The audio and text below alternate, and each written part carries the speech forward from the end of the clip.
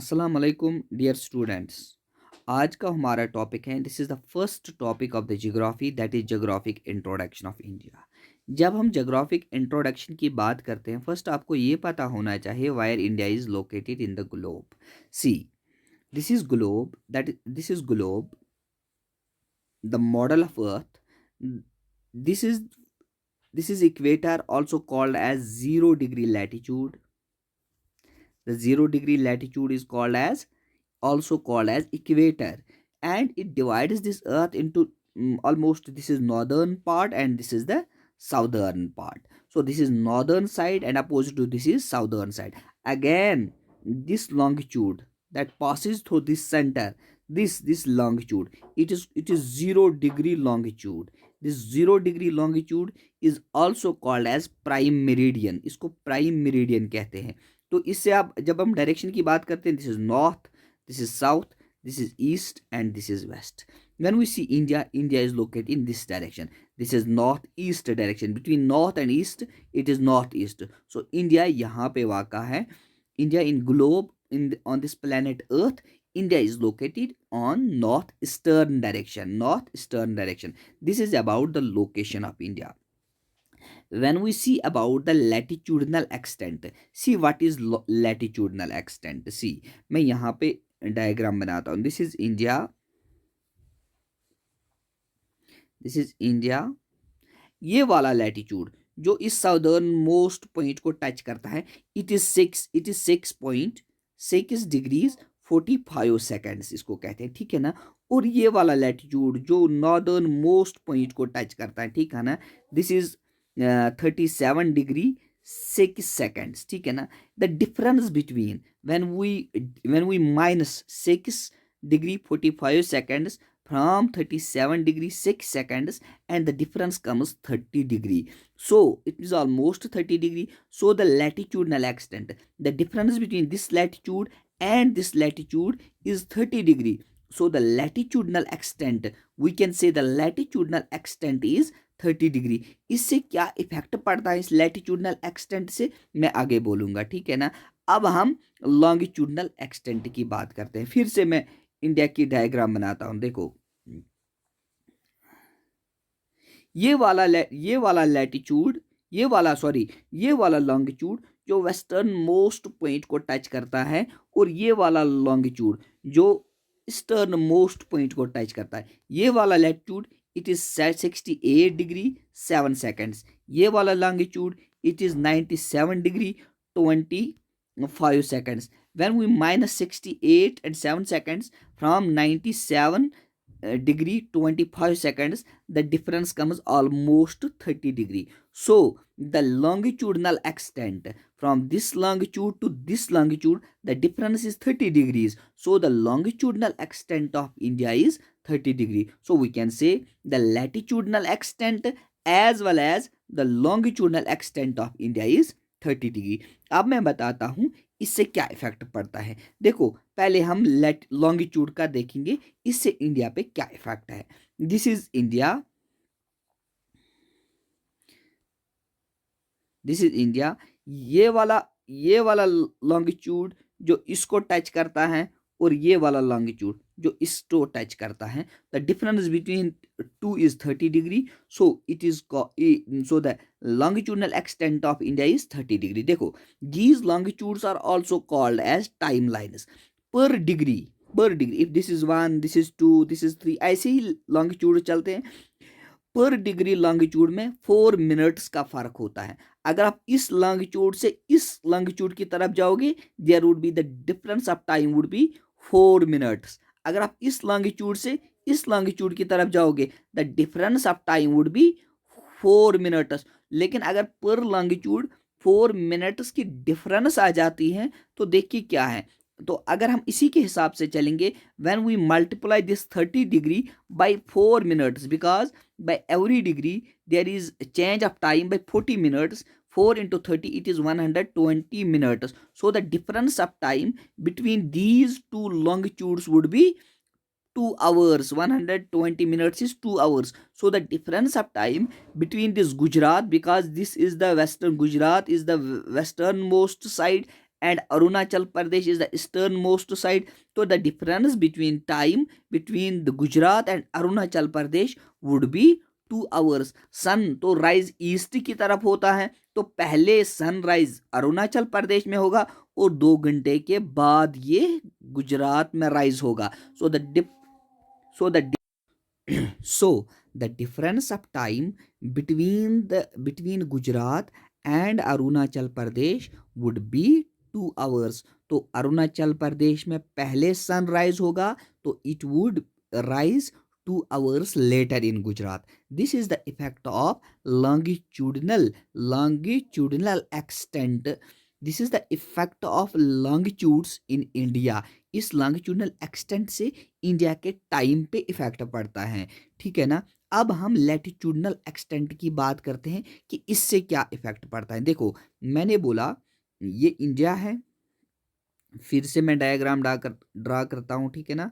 This ये latitude जो इसको साउदर्न मोस्ट पॉइंट को टच करता है, एंड ये वाला लैटिट्यूड जो नॉर्दर्न मोस्ट पॉइंट को टच करता है, इसको हम क्या कहते हैं, latitudinal extent. The difference between these two latitudes, when you minus this 6 degree 45 seconds from this latitude, this is 77 degree 6 seconds, the difference would be 30 degree. So the latitudinal extent of India is 30 degree. देखो इससे क्या effect पड़ता है. यहाँ पे India में आपको केरला नजर आ जाएगा, ठीक है ना. यहाँ पे तो यहाँ पे क्या होता है, द डिफरेंस देखो सीजन के लिहाज से डे लेंथ में चेंज आती रहती हैं. कभी लॉन्गेस्ट डे होता है, कभी शॉर्टेस्ट डे होता है, and it depends upon the seasons. लेकिन अब अगर आप केरला में देखोगे तो क्या है, the difference between the longest day and the shortest day is 45 minutes.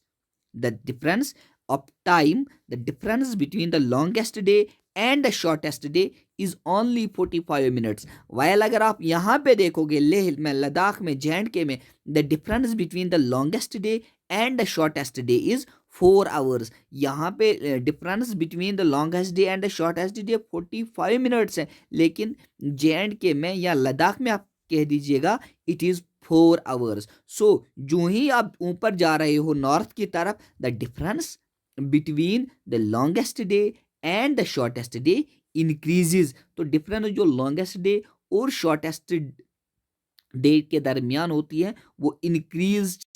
Now I will talk about the land forms. क्या क्या लैंड फॉर्म्स हैं. देखो दिस इज इंडिया. फिर से मैं बनाता हूँ, फिर से डायग्राम में ड्रा करता हूँ. दिस इज नॉर्दर्न साइड, और इंडिया के नॉर्थ में आप माउंटेन्स देखोगे, those mountains are called as Himalayan mountains. और इस साइड में क्या देखोगे, नीचे वाले इस साइड में you have the peninsular plateau, because इस साइड में इसको इंडिया के वेस्टर्न साइड में आपको अरेबियन सी मिलेगा, और ईस्टर्न साइड में, दिस इज ईस्टर्न साइड, यहाँ पे आपको बे ऑफ बंगाल मिलेगा. तो इसके इस साइड में अरेबियन सी है, तो इस साइड में बे ऑफ बंगाल है. तो जो ये वाला इंडिया का south part, it is surrounded on 3 sides by water, hence it is called as peninsular plateau. ये बाद में हम पढ़ेंगे. इंडिया के वेस्ट में और अगर आप देखोगे there is the desert, Indian desert. और अगर ईस्ट में देखोगे there are mountains, those mountains are called Purvachal mountains, PURVACHAL, Purvachal mountains या परवाचल हिल्स भी आप कह सकते हो. सो टू सी इंडिया, यहाँ पे on the north side there are northern Himalayas, on the southern side there is peninsular plateau, on the west there is Indian desert, and on the east there are Purvachal hills or Parvachal mountains, and on the southern side, on the west side there is Arabian Sea, and on the eastern side there is Bay of Bengal. इस Arabian sea में कुछ islands हैं, those islands are called as Lakshadweep islands. ये हम पढ़ेंगे आगे कि ये क्या है. On Arabian sea there are the islands are called as Lakshadweep islands. ये इंडिया के ही आइलैंड्स हैं, इनमें इंडिया की ही सॉवरेंटी है, तो ये लक्षद्वीप आइलैंड्स हैं. तो ईस्ट साइड में बे ऑफ बंगाल में जो आइलैंड्स हैं उनको हम अंडमान एंड निकोबार आइलैंड्स कहते हैं. ये निकोबार आइलैंड्स भी, इन पे भी इंडिया की सॉवरेंटी है, सो ये इंडिया के ही आइलैंड्स हैं. So see the north, this is northern side. On the northern side we have mountains called as Himalayan mountains. On the eastern side, there are hills. These northern mountains turn southwards. Those are called as Parvanchal hills. ये तो हम आगे पढ़ेंगे. On the west side there is a desert, and when we go toward the southern side में आपको east के side में आपको वेस्ट के साइड में आपको अरेबियन सी मिलेगा. ईस्ट में बे ऑफ बंगाल मिलेगा. बे ऑफ बंगाल में जो आइलैंड्स हैं उनको हम अंडमान एंड निकोबार आइलैंड्स कहते हैं, और जो यहाँ पे आइलैंड्स है अरेबियन सी में उनको हम लक्षद्वीप आइलैंड्स कहते हैं. और ये वाला पार्ट, और मिडल में जो आपको इंडिया मिलेगा यहाँ आपको इंडियन प्लेन्स नजर आ जाएंगे. This is about the land forms of India. अब हम कुछ पॉइंट्स के बारे में बात करेंगे जो बहुत इंपॉर्टेंट हैं और एग्जाम में वो क्वेश्चन पूछे जाते हैं. See this is India. See this is again मैं ड्रा कर रहा हूं. दिस इज इन ये वाला पॉइंट जो northern most point of Indian है. The northern most point of India is called as Indira Col. इसको INDRA इंदिरा कोल इसे कहते हैं. The northern most point of India is called as Indira Col. And southern जो साउदर्न मोस्ट पॉइंट है वो यहाँ पे है in Andaman and Nicobar islands में, उसको कहते हैं Indira point. Indira point. Go the southern most the northern most point of India is Indira Col, INDRA Indira Col, while as the southernmost point that is on this Andaman and Nicobar Islands, it is in the Nicobar Island. तो इसको हम Indira point कहते हैं. और इस Indira point का एक दूसरा नाम है, इसको हम पैगमेलियन पॉइंट भी कहते हैं. This Indira point is also called as the southern most point of India is called as Indira point, और we can say it is also named as Pygmalion point. और इसका और एक नाम है कि पार्सन पॉइंट भी इसको कहते हैं. ठीक है. When we talk about the extreme points on the extreme north a point that is the extreme point is called as Indira Col, and the southernmost point that is located in Nicobar Island, Andaman and Nicobar, and actually it is on the Nicobar Island. This is called as Indira Point, or we can say this is called as Pygmalion और Parson point. लेकिन अगर हम mainland की बात करते हैं, mainland this is the mainland, और ये इन आइलैंडों के बगैर इस इंडिया वाले पार्ट को हम mainland कहते हैं. जब ये आइलैंड हम इसके साथ मिलाते हैं तो पूरा इंडिया बन जाता है. अगर ये आइलैंड्स इससे अलग करेंगे तो this part of India, this is the mainland. अगर हम इसकी बात करेंगे कि mainland पे साउदर्न मोस्ट पॉइंट कौन है, this is cape Comorin, CAMORIN, Comorin.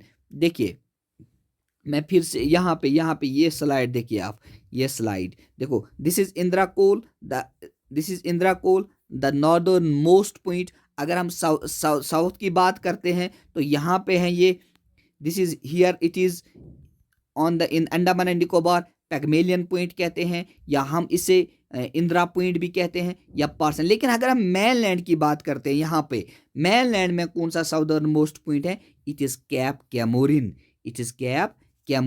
ठीक से मैं फिर से बताता हूं, मैं फिर से ड्रा करता हूं इंडिया की. देखो दिस इज इंडिया, ये नॉर्दर्न मोस्ट पॉइंट है called as Indira Col. The northernmost point is called Indira Col, while as the southernmost point is located in Andaman and Nicobar Islands called as Indira Point, or we can say it is called as Pygmalion Point और Parson point. इसको 3 नामों से पुकारा जाता है, Indira point भी, पैगमेलियन point भी, person point भी. लेकिन नॉर्दर्न मोस्ट पॉइंट को हम इंदिरा कोल कहते हैं. ठीक है ना. लेकिन अगर हम इस mainland की बात करते हैं, इस mainland की, ये mainland की बात करते हैं, इसमें कौन सा साउदर्न मोस्ट पार्ट है, तो यहाँ पे कन्याकुमारी में पाया जाएगा, तो इसको हम कैप कैमोरिन कहते हैं. वो अगर क्वेश्चन आता है which is the southern most point of India, then it is Indira point. अगर कभी क्वेश्चन आता है what is the southern most point of mainland of India, जब mainland की बात आएगी it is cape Comorin. Then it is, जब mainland की बात आएगी, देखो ये पूरा इंडिया तो ये है, ये India, this is India, this is mainland of India, ये mainland ऑफ है, और आइलैंड्स मिला के ये पूरा इंडिया बन जाता है. अगर इन आइलैंड्स को हटाएं, दिस इज mainland, तो अगर मेनलैंड की बात हो, मेनलैंड में साउदर्न मोस्ट कैप कैमोरिन है, वाइल एज इंडिया का southern most point Indira point है, और आप इंदिरा कोल कह दीजिएगा, ठीक है ना। नहीं नहीं सॉरी, नॉट इंदिरा कोल, फिर से मैं ड्रा करता हूं। The northernmost point of India, it is Indira Col, while as southernmost point, it is Indira Point, और southern post of mainland, that is Cap Camorin, ठीक है।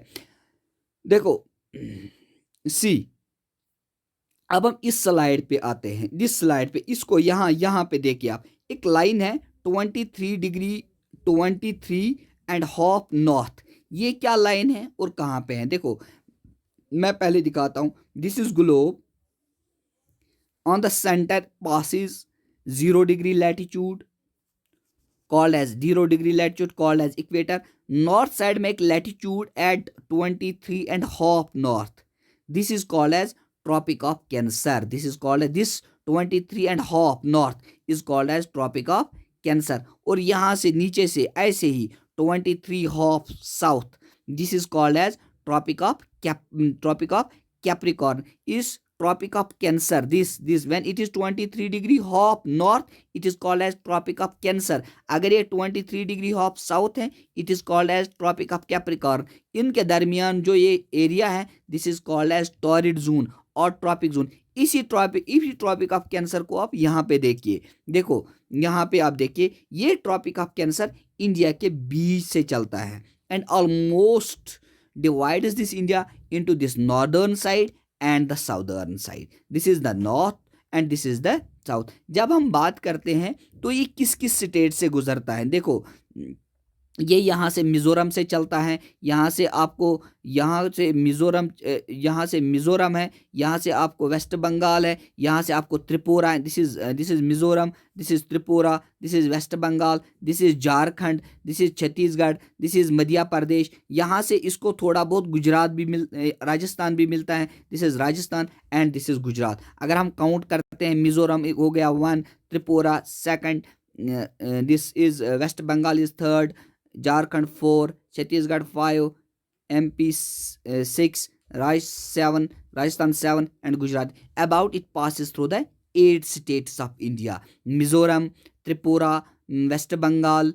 This is Jharkhand. This is Chhattisgarh. This is Madhya Pradesh. This is Rajasthan, and this is Gujarat. और almost कहाँ से जाता है? Through the middle of this India and divides this almost India into the northern part and the southern part. लेकिन अगर कभी question आता है कि then what type of India country is it a tropical country or a temperate country? देखो मैंने कहा जब ये डिवाइड करता है इंडिया को into 2 parts, this part, the southern part is the tropical part, whereas the northern part is temperate part.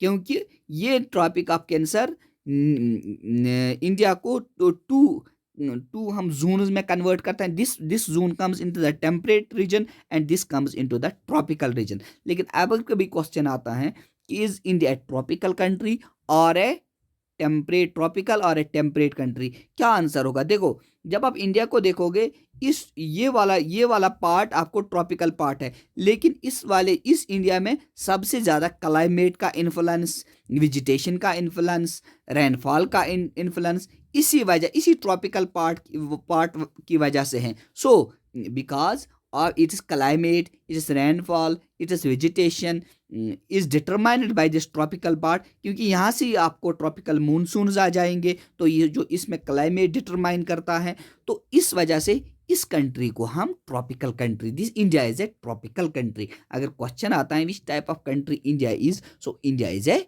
Tropical country. अब हम बाउंड्रीज की बात करते हैं। India has a 2 types of boundaries. वो बाउंड्री जो लैंड बाउंड्री है, यहाँ से गुजरात से लेके यहाँ से ये लैंड बाउंड्री इंडिया की नॉर्दर्न साइड से बाउंड्री ये किस किस से शेयर करता है? पाकिस्तान के साथ शेयर करता है, अफगानिस्तान के साथ शेयर करता है, चाइना के साथ करता है, नेपाल के साथ, भूटान के साथ, म्यांमार के साथ और बांग्लादेश के साथ। इन स्टेट्स से ये लैंड बाउंड्री शेयर करता है। This land boundary is called as land frontier. इसको हम लैंड फ्रंटियर बोलते हैं। एंड इसकी length from this point up to Bangladesh जब हम मेजर करते हैं it is 15,200 kilometres. So the length, आ सकता है question, the length of this land frontier of India is 15,200 kilometres. लेकिन अगर हम देखेंगे इस बाउंड्री यहाँ से यहाँ तक पाकिस्तान के साथ बाउंड्री है, फिर अफगानिस्तान के साथ है, फिर चाइना के साथ है, नेपाल के साथ है, म्यांमार के साथ है, बांग्लादेश के साथ है। तो ये बाउंड्री ब्रिटिशों ने डिसाइड की थी, तो उनको इन बाउंड्रीज को उनका ही नाम दिया गया।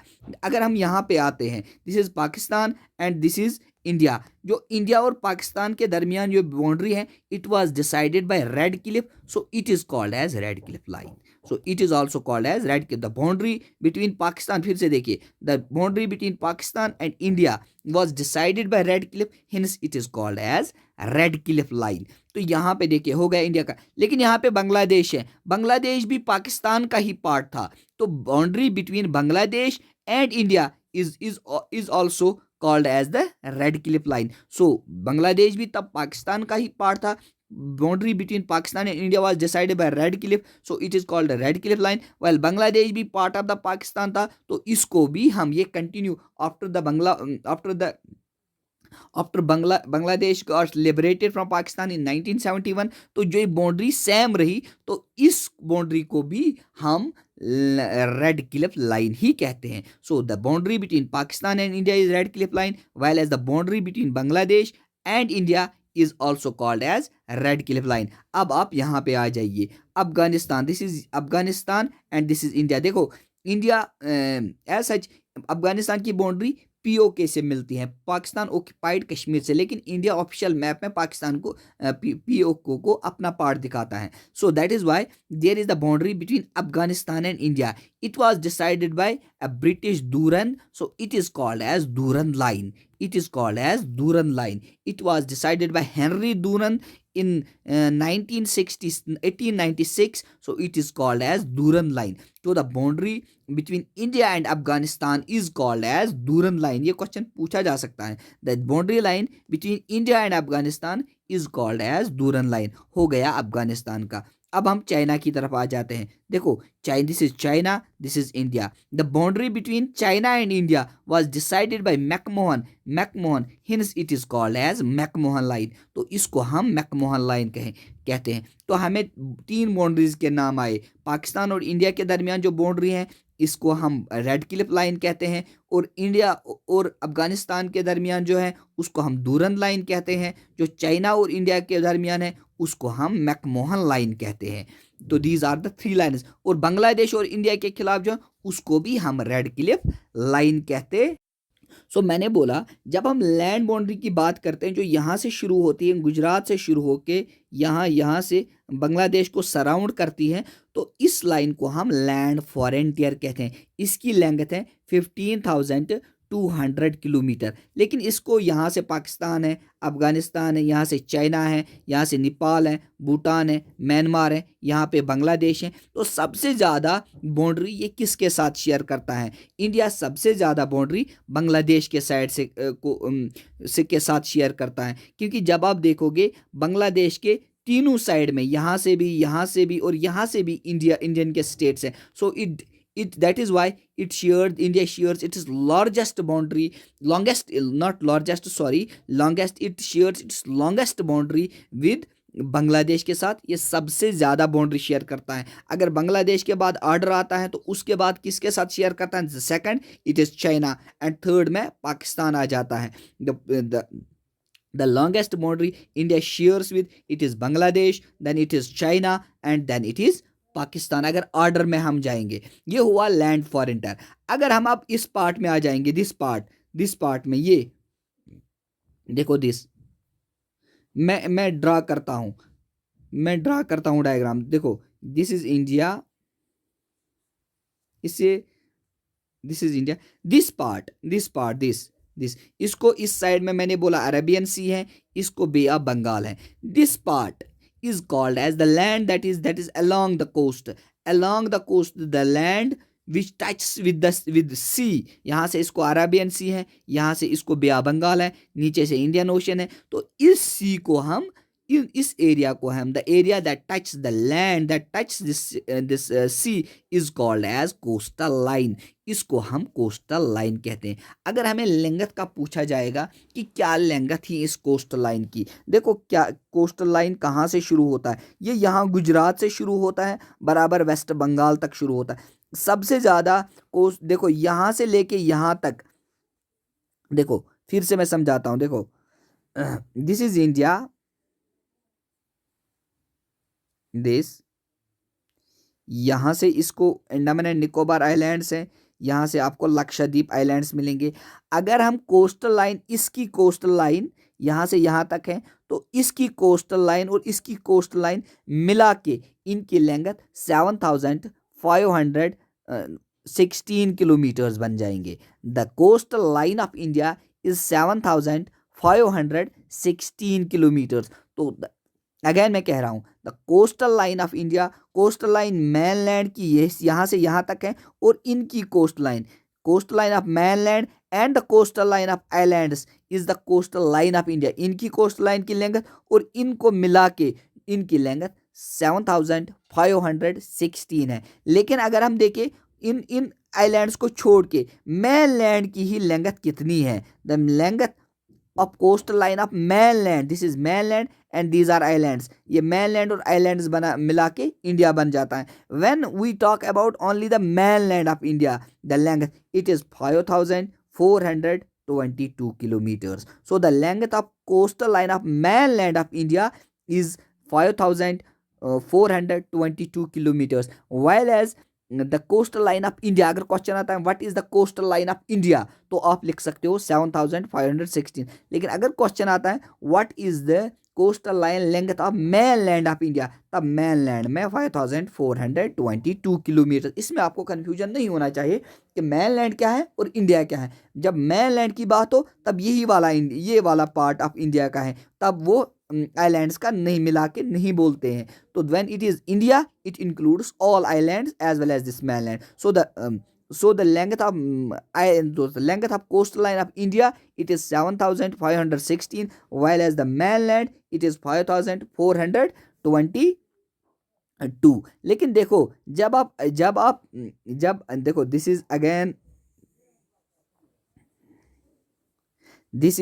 दिस इज यहाँ से यहाँ, दिस इज कोस्टल लाइन, यहाँ से गुजरात से शुरू होता है, दिस इज गुजरात, यहाँ तक एंड होता है गुजरात, महाराष्ट्र आता है, कर्नाटका, केरला, तमिलनाडु, आंध्र प्रदेश, उड़ीसा, वेस्ट बंगाल, यहाँ से यहाँ तक जो ये कोस्टल लाइन है, सबसे ज़्यादा कोस्टल लाइन किस स्टेट की है, सबसे ज़्यादा कोस्ट लाइन गुजरात की है। Gujarat has a longest coastal line, not highest, sorry, the Gujarat is the state which has the longest coastal line। अगर क्वेश्चन आ जाता है कि किस स्टेट की सबसे ज़्यादा कोस्टल लाइन है, दिस इज गुजरात, तो गुजरात को टिक कीजिएगा। और दूसरा व्हाट इज द सेकंड, अगर सेकंड स्टेट को देखा जाए, सेकंड पे कौन आता है, इट इज अरुणाचल प्रदेश। अरुणाचल प्रदेश यहाँ पे है, यहाँ पे Arunachal Pradesh is second, have the second longest coastal line. और थर्ड पे आपको तमिलनाडु आ जाएगा। Gujarat is the state which has the longest coastal line, it is followed by followed by Andhra Pradesh, then it is followed by Tamil Nadu। So Gujarat has the longest coastal line, followed by Andhra Pradesh and followed by Tamil Nadu।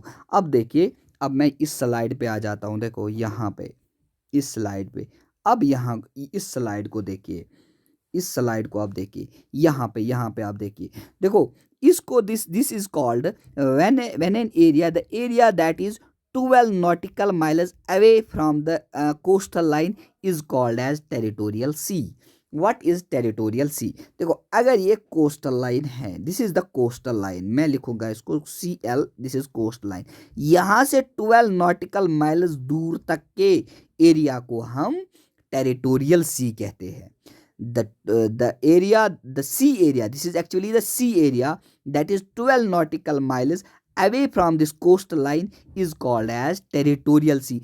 1 nautical mile is equal to 1.85 kilometers, this is nautical mile। So the sea area that is 12 nautical miles away from the coastline is the territorial sea.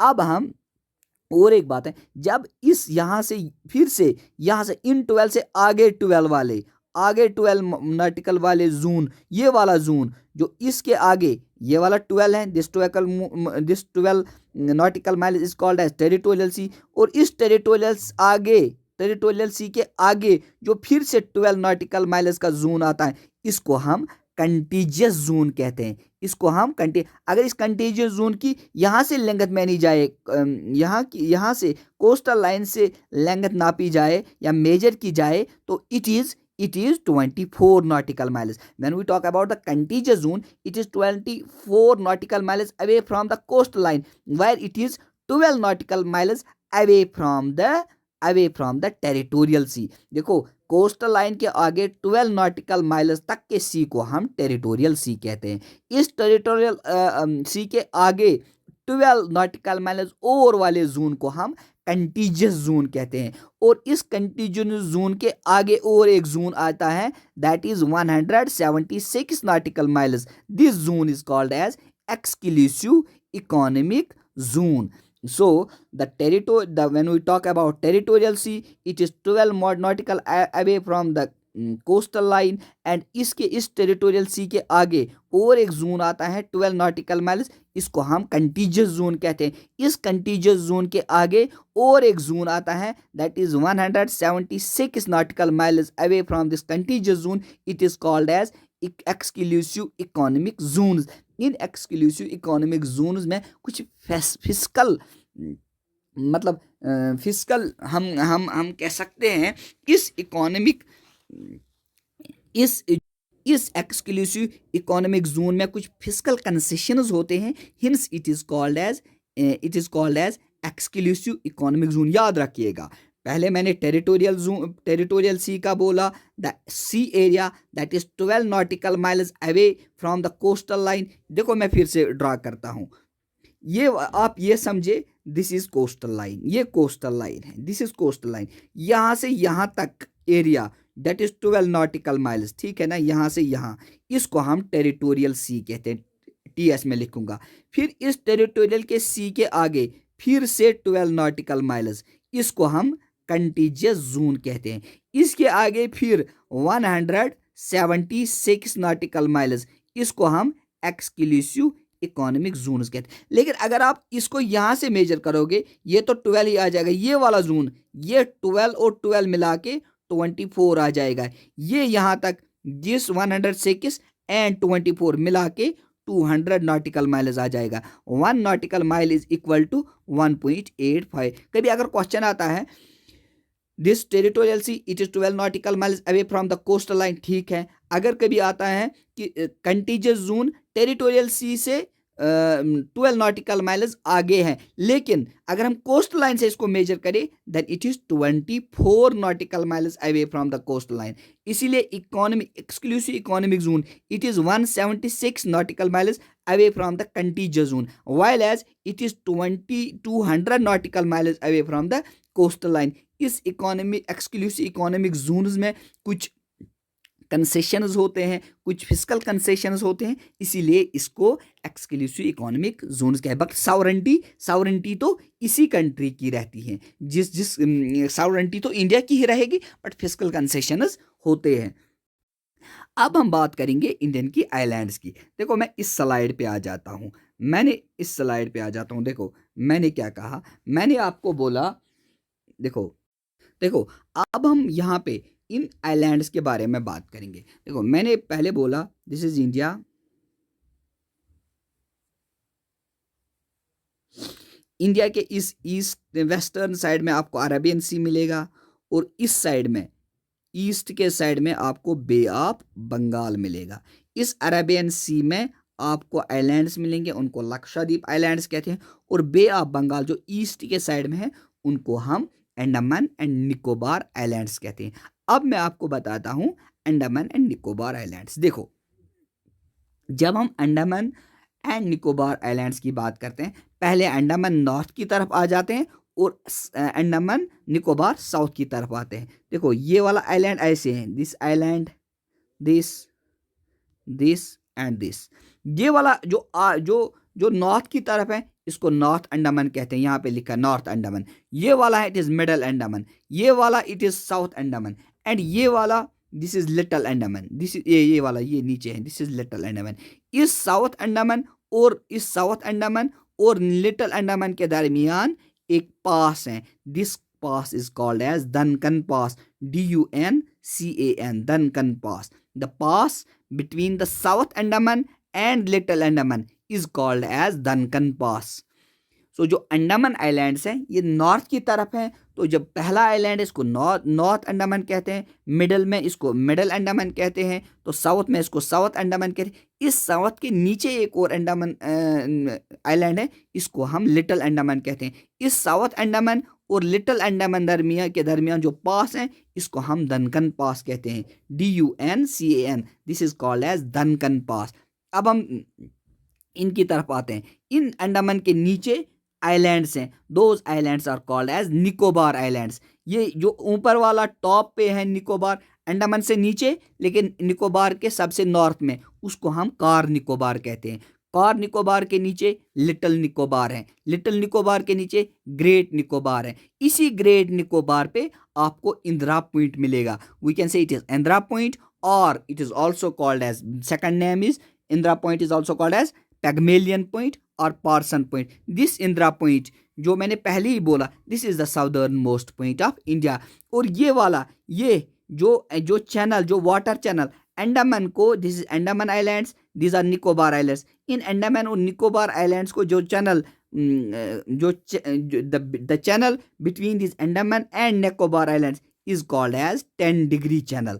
This is 10-degree latitude passes through this region, so it was named as 10-degree channel. याद रखिएगा ये Indira point, ये question बहुत सारे एग्जामों में आया है। The southern most point is called as Indira point और पैगमेलियन पॉइंट। लेकिन कभी एग्जामिनर ये पूछ सकता है कि कहाँ पे है ये अंडमान में है या Nicobar. It is located in great Nicobar, ये ग्रेट निकोबार है। लेकिन अगर आप देखोगे the capital of Andaman and Nicobar it is on this, it is Port Blair, लेकिन ये पोर्ट ब्लेयर साउथ अंडमान में है। The Port Blair the capital, ये it south. So these are Andaman islands and these are Nicobar islands. तो जब हम आइलैंड्स की बात करते हैं, ये वॉल्केनिक आइलैंड्स है, ये वॉल्केनिक एरप्शन की वजह से बने हैं, वॉल्केनिक एरप्शंस की वजह से बने हैं। Hence these islands are called as volcanic islands. ये इतने ही आइलैंड्स नहीं है, ये स्मॉल बहुत सारे आइलैंड्स हैं। अबाउट दीज आर 350 आइलैंड्स, लेकिन में इनमें इनहेबिटेड कुछ कम ही है। About 38 islands are inhabited. और जो लार्जेस्ट पीक इन आइलैंड्स की है that is saddle peak, SADDLE, saddle peak. the highest peak, not longest, sorry, the highest peak in these Andaman and Nicobar Islands is the Saddle Peak. ये अगर ये saddle peak देखोगे, ये कहाँ पे है? ये saddle peak it is located, ये कहाँ पे है? ये इस नॉर्थ अंडमान में है। The highest peak of Andaman Nicobar is saddle peak, it is located on north Andaman. और नॉर्थ अंडमान के नॉर्थ साइड में आपको एक स्ट्रेट मिलेगा, it is Coco strait, because यहाँ पे कोको आइलैंड से म्यांमार के हैं। The strait between Coco islands and the Andaman is the Coco strait. This is about Andaman and Nicobar islands. Now we will talk about, जो मैंने बोला देखो इंडिया के यहाँ पे आइए, इस साइड में आपको अंडमान एंड निकोबार जो मैंने बोला। अब हम इस साइड की बात करते हैं, वेस्ट की साइड जहाँ पे अरेबियन सी है, इसमें भी कुछ आइलैंड्स हैं, इनकी बात करते हैं। जो इंडिया के इस साइड साउथ में एक कंट्री मतलब नेबर कंट्री है, that is Maldives. This is island country Maldives. Maldives के आगे आपको एक आइलैंड लक्षद्वीप आइलैंड मिलेगा, दिस इज मिनिकॉय। ये इन आइलैंडों से थोड़ा नीचे आ गया तो इसको मिनिकॉय, ये भी लक्षद्वीप आइलैंड ही है लेकिन थोड़ा नीचे आ गया, दिस इज मिनिकॉय आइलैंड। इस मिनिकॉय आइलैंड और मालदीव्स के दरमियान जो वाटर चैनल है इसको हम 8 डिग्री चैनल कहते हैं। और जो मिनिकॉय और अदर लक्षद्वीप आइलैंड्स के दरमियान जो चैनल है इट इज 10 डिग्री चैनल। जो फिर से मैं बताता हूँ, the channel between Maldives and Minicoy is 8 degree channel, while as the channel between Minicoy and other Lakshadweep islands is the 10 degree channel. अगर हम लक्षद्वीप की बात करेंगे, ये कोरल आइलैंड्स हैं, these are coral islands. Coral are actually these are the animals, coral are the animals belonging to a phylum invertebrata. तो ये सिकल्टन secrete करते करते अपना सिकल्टन सिक्रीट करता है, करते हैं, यही यही डिपॉजिट होते होते आइलैंड की शेप लेता है। So this is because of the deposition of corallite from these coral animals and resulted the formation of this Lakshadweep islands. Hence these are called as coral islands. ये इंडोमान and Nicobar वाले volcanic islands हैं। ये islands क्या है?